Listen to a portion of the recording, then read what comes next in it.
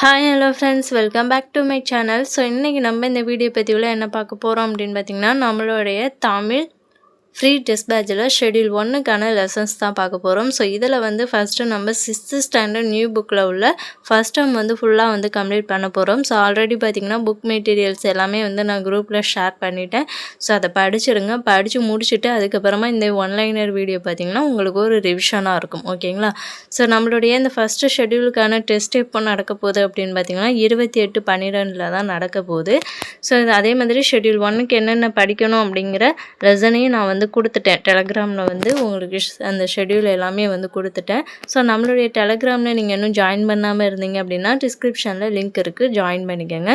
So இப்போ வாங்க டேரெக்டாக வீடியோக்குள்ளே போகலாம். ஸோ இந்த தமிழை பொறுத்த வரைக்கும் நமக்கு வந்து ஒரு 2 பார்ட் வீடியோ வரும். ஸோ இன்றைக்கி ஃபஸ்ட்டு பார்ட்டில் வந்து நம்ம ஒரு சில கொஷின்ஸ் பார்க்கலாம். ஸோ செகண்ட் பார்ட்டில் வந்து ஃபுல்லாக நம்ம நியூ புக்கை வந்து என்ன பண்ணிடலாம், கம்ப்ளீட் பண்ணிடலாம். ஓகேங்களா? ஸோ இப்போ வாங்க வீடியோக்குள்ளே போகலாம். ஸோ ஃபஸ்ட்டு பாருங்கள், தமிழை பல விதங்களில் போற்றியவர், செந்தமிழுக்கு பல பெயர்களை சூட்டி மகிழ்ந்தவர், தமிழுக்கும் அமுதென்று பேர் என்ற வரியை பாடியவர் யாருன்னா பாரதிதாசன் தான். ஓகேங்களா? நிருமித்த என்ற பொருள் என்ன? ஸோ நிருமித்த என்ற சொல்லோட பொருள் என்ன? உருவாக்கிய. விளைவுனா விளைச்சல். ஸோ உயிருக்கு இணையானது எது என்று பாரதிதாசன் கூறுகிறார்னா அமுதம் போன்ற தமிழ் தான் உயிருக்கு இணையானது அப்படின்னு பாரதிதாசன் குறிப்பிடுகிறார். இளமைக்கு காரணமான தமிழ் எது போன்றதுன்னா பால். ஸோ இளமைக்குன்னா பால் அப்படின்னு ஞாபகம் வச்சுக்கோங்க.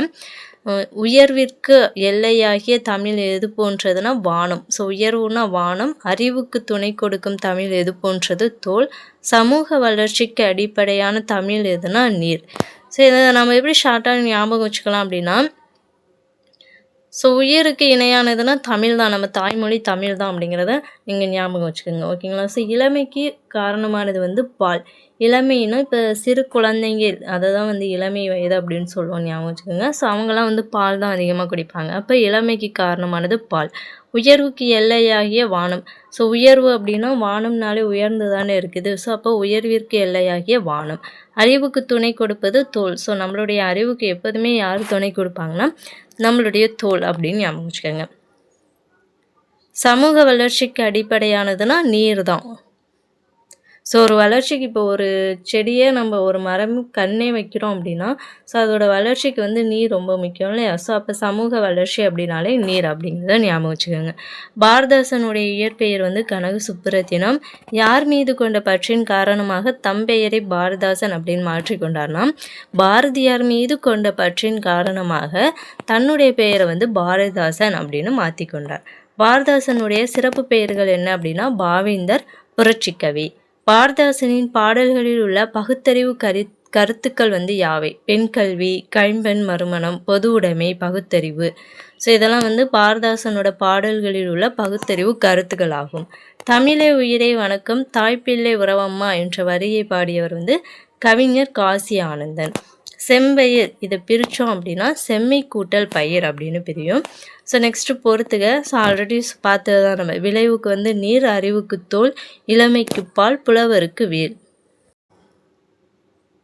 தமிழ் கும்மி என்ற பாடலை இயற்றியவர் வந்து பெருஞ்சித்திரனார். கொட்டுங்கடி கும்மி கொட்டுங்கடி என்ற வரியை பாடியவர். தமிழ் கும்மினாலே பெருஞ்சித்திரனார் தாங்க. ஸோ இதை மட்டும் நல்லா ஞாபகம் வச்சுக்கோங்க. ஊழி அப்படின்னா நீண்டதொரு காலப்பகுதி. பெருஞ்சித்திரனாரின் இயற்பெயர் வந்து துரைமாணிக்கம். பெருஞ்சித்திரனார் எந்த பெயரால் சிறப்பிக்கப்படுகிறார்னா பாவலரேறு பெருஞ்சித்திரனார் அப்படின்னு சிறப்பிக்கப்படுகிறார். பெருஞ்சித்திரனாரின் நூல்கள் வந்து கனிச்சாறு, கொய்யாக்கனி, பாவிய கொத்து, நூறாசிரியர். ஸோ இதெல்லாம் மோஸ்ட் இம்பார்ட்டன்ட் பாயிண்ட்ஸ், கொஞ்சம் நல்லா பார்த்துக்கோங்க. பெருஞ்சித்திரனார் நடத்திய அந்த இதழ்கள் வந்து என்னென்ன அப்படின்னா தென்மொழி, தமிழ்ச்சிட்டு, தமிழ்நிலம். கொட்டுங்கடி கும்மி கொட்டுங்கடி என்ற பாடல் எந்த நூலில் இடம்பெற்றுன்னா கனிச்சாறு. கனிச்சாறு வந்து 8 தொகுதிகளாக வந்து கொண்டது. தனித்தமிழையும் தமிழ் உணர்வையும் பரப்பிய பாவலர் வந்து பெருஞ்சித்திரனார் தான். வான் தோன்றி வழி தோன்றி என்ற வரியை பாடியவர் வந்து வாணிதாசன். மேதினி என்ற சொல்லோட பொருள் வந்து உலகம். மனிதரை பிற உயிரினங்களிடமிருந்து வேறுபடுத்தி காட்டுவது வந்து எதுனா மொழி தான். உலகில் எத்தனை மொழிகள் உள்ளன? 6000க்கும் மேற்பட்ட மொழிகள் வந்து உள்ளது. மொழியின் வடிவம் பார்த்திங்கன்னா எழுத்து வடிவம், பேச்சு வடிவமாகும். செம்மொழி என்றால் என்ன அப்படின்னா சில மொழிகள் இலக்கண மற்றும் இலக்கிய வடிவம் பெற்று செம்மொழியாக உள்ளன. பாரதியார் தமிழ் மொழி எவ்வாறு சிறப்பிக்கிறார்? ஸோ யாமறிந்த மொழிகளிலே தமிழ் மொழி போல் இனிதாவது எங்கும் காணோம் என்று பாரதியார் வந்து தமிழ் மொழியை வந்து சிறப்பிக்கிறார். என்று பிறந்தவள் என்று உணராத என்ற வரியை பாடியவர் வந்து பாரதியார். ஸோ மோஸ்ட்லி நம்ம இந்த பாரதியார் பாரதிதாசன் தான் வந்து கன்ஃபியூஸ் பண்ணிக்குவோம். ஸோ அது முடிஞ்ச அளவுக்கு உங்களுக்கு தெரிஞ்ச ஒரு ஷார்ட்கட் வச்சு படிச்சுக்கிட்டீங்க அப்படின்னா அது உங்களுக்கு குழப்பாது. தமிழில் மிக பழமையான நூல் வந்து தொல்காப்பியம். தமிழில் உள்ள எழுத்துக்கள் வந்து உயிரும் மெய்யும் தான். ஓகேங்களா, தமிழில் உள்ள எழுத்துக்கள் வந்து உயிரும் மெய்யும். வலஞ்சொலி எழுத்துக்கள் வந்து ஆ ஏ ஔ ஞ ஞ. இடஞ்சொலி எழுத்துக்கள் பார்த்திங்கன்னா ட ய ல. தமிழன் கிளவியும் என்ற வரி வந்து இடம்பெற்ற நூல் பார்த்திங்கன்னா தொல்காப்பியம். ஸோ இது வந்து தமிழ்ச்சொல் அந்த லெசனில் இருக்கக்கூடியது. ஓகேங்களா. இமிழ்கடல் வேலியை தமிழ்நாடு ஆக்கிய என்ற வரி இடம்பெற்றுள்ள நூல் பார்த்திங்கன்னா சிலப்பதிகாரம் வஞ்சிகாண்டத்தில் இருக்குது. ஸோ இது தமிழ்நாடு. தமிழன் கண்டா என்ற வரி இடம்பெற்றுள்ள நூல் பார்த்திங்கன்னா அப்பர் தேவாரம். சீர்மை என்பதன் பொருள் பார்த்திங்கன்னா ஒழுங்குமுறை. உயர்திணையின் எதிர்ச்சொல்லை தாழ்திணை என்று கூறாமல் நம் முன்னோர்கள் வந்து அக்ரிணை அப்படின்னு அழைத்தார்கள். அக்ரிணையை வந்து பிரித்தோம் அப்படின்னா அல் கூட்டல் திணை அப்படின்னு பிரியும். ஸோ இது பார்த்திங்கன்னா உயர்வு அல்லாத திணை அப்படின்னு வழங்கப்படுது. பாகற்காய். ஸோ இதை நம்ம எப்படி பிரிப்போம் அப்படின்னா பாகு கூட்டல் அல் கூட்டல் காய். ஸோ இனிப்பு அல்லாத காயை தான் வந்து பாகற்காய் அப்படின்னு சொல்லுவோம். சங்க இலக்கிய நூல்கள் வந்து 8 தொகையும் 10 பாட்டும். தமிழின் பழங்கால இலக்க நூல்கள் வந்து எவை அப்படின்னா நன்னூலும் தொல்காப்பியம். ஸோ அறநூல்கள் வந்து எது அப்படின்னா திருக்குறளும் நாலடியாரும். சிலப்பதிகாரம் மணிமேகலை எல்லாம் பார்த்திங்கன்னா காப்பியங்களாகும். மா என்னும் சொல்லின் வேறு பெயர்கள் என்னென்ன அப்படின்னா மரம், விலங்கு, பெரிய, திருமகள், அழகு, அறிவு, அளவு, அழைத்தல், துகள், மேன்மை, வயல், வண்டு. தமிழ் மொழியின் வகைகள் யாவை அப்படின்னா இயல்தமிழ், இசைத்தமிழ், நாடகத்தமிழ் அப்படின்னு சொல்லுவோம். இயல்தமிழ் அப்படிங்கிறது எண்ணத்தில் கலந்திருக்கும். இசைத்தமிழ் உள்ளத்தில் கலந்திருக்கும். நாடகத்தமிழ் பார்த்திங்கன்னா உணர்வில் கலந்திருக்கும்.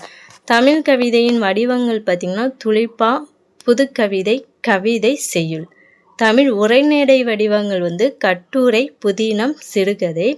தமிழின் புதிய கலைச்சொற்கள், தமிழனுடைய புதிய கலைச்சொற்கள் வந்து பார்த்திங்கன்னா இணையம், முகநூல், புலனம், குரல் தேடல், தேடுபொறி, செயலி, தொடுதுறை. கணினி மொழிக்கு ஏற்ப நுட்பமான வடிவத்தை பெற்ற மொழி எதுனா தமிழ் மொழி தான். நீண்ட நீண்ட காலம் நீ நீடு வாழ வேண்டும் என்ற வரியை பாடியவர் வந்து அறிவுமதி. இவ்வுலகம் எதனால் ஆனதுன்னா நீர், நெருப்பு, காற்று, ஆகாயம், நிலம் போன்றவற்றால் ஆனது. மேகம் குளிர்ந்து மழை பொழியும் என்ற அறிவியல் செய்தியை கூறிய பழங்கால தமிழ் நூல்கள் வந்து முல்லைப்பாட்டு, பரிபாடல், திருக்குறள், கார் 40, திருப்பாவை. நிலம், தீ, நீர்வெளி, விசும்போடு ஐந்தும் என்ற வரி வந்து இடம்பெற்ற நூல் பார்த்திங்கன்னா தொல்காப்பியம். கடல் நீர் முகந்த அப்படின்னா கார் 40, நெடுவெல்லுசி நெடுவசி பறந்தவடு அப்படின்னா 10. கோச்சுடா எரிந்தன சுருங்கிய என்ற வரி இடம்பெற்ற நூல் வந்து நற்றிணை. திரவ பொருளை எவ்வளவு அழுத்தினாலும் அவற்றின் அளவை சுருக்க முடியாது என்ற கருத்தை கூறிய வரி பார்த்திங்கன்னா ஆள் அமுக்கி முகத்தினும் ஆழ்கடல் நீர். ஸோ ஆள் அமுக்கி முகத்தினும் ஆழ்கடல் நீர் என்ற வரியை கூறியவர் வந்து யாருன்னா ஔவையார். ஸோ வீரர் ஒருவருடைய காயத்தை வெண்ணிற ஊசியால் தைத்த செய்தி கூறும் நூல் வந்து 10. சுறாமீன் தாக்கியதால் ஏற்பட்ட புண்ணை நரம்பினால் தைத்த செய்தி கூறும் நூல் வந்து நற்றிணை. திருவள்ளுவ மாலையில் கபிலர் எழுதிய வரி வந்து திணையளவு போதா சிறுபுல் நீர். தமிழ் மொழியோட இலக்கண வகை பார்த்திங்கன்னா 5. தமிழ் மொழியோட இலக்கண வகைகள் வந்து என்னென்ன அப்படின்னா எழுத்து, சொல், பொருள், யாப்பு, அணி, இலக்கணம். ஸோ நான் கொஞ்சம் ஃபாஸ்ட்டாக தான் சொல்லிட்டு போகிறேன், ஏன்னா ஆல்ரெடி படித்தது தான். ஸோ அதனால தான் கொஞ்சம் ஃபாஸ்ட்டாக போகிறேன். உயிர் எழுத்துக்கள் எவ்வாறு பிரியும்? வாயை திறந்தால், உதடுகளை விரித்தால், உதடுகளை குவித்தால் போன்ற செயல்பாடுகளில் வந்து உயிர் எழுத்துக்கள் வந்து பிரிகின்றன. உயிர் எழுத்துக்கள் எவ்வாறு பிரிகின்றன? குறில் மற்றும் நெடில். ஸோ உயிர் எழுத்துக்களை குறில் மற்றும் நெடில் அப்படின்னு பிரிப்போம். மாத்திரைனா இங்கே கால அளவை வந்து குறிக்கும். ஒரு மாத்திரையோட கால அளவு அப்படின்னு பார்த்திங்கன்னா ஒரு முறை கண் இமைக்கவோ அல்லது ஒரு முறை கை நொடிக்கவோ ஆகும் கால அளவு. குறில் எழுத்துக்களின் ஒலிக்கும் கால அளவு வந்து 1 மாத்திரை. நெடில் எழுத்துக்கு பார்த்திங்கன்னா 2 மாத்திரை. மெய்யெழுத்துக்கு வந்து அரை மாத்திரை. மெய்யெழுத்துக்கள் எவ்வாறு பிரிகின்றன? ஸோ வல்லினம், மெல்லினம், இடையினம் அப்படின்னு பிரியும். ஸோ வல்லினம் அப்படின்னா கசடத்தபர அப்படின்னு ஞாபகம் வச்சுக்கோங்க. மெல்லினம்னா ஞஞன நமன. இடையினம்ங்கிறது எழல வளல. ஆயுத எழுத்தை ஒலிக்கும் கால அளவு வந்து அரை மாத்திரை. பழைமொழியின் சிறப்பு பழமொழியோட சிறப்புனாலே சுருங்க சொல்வது தான். உழைப்புக்கு அடிப்படை எதுனா உடல் ஆரோக்கியம். நோயற்ற வாழ்வை தருவது வந்து சுத்தம். உழைப்பின் பயன் என்ன அப்படின்னா உணவு, உடை, உறைவிடம் ஆகியன பெறுகிறோம். கலைச்சொல் ரொம்ப முக்கியங்க. தான் அதிகமாக கேட்பாங்க.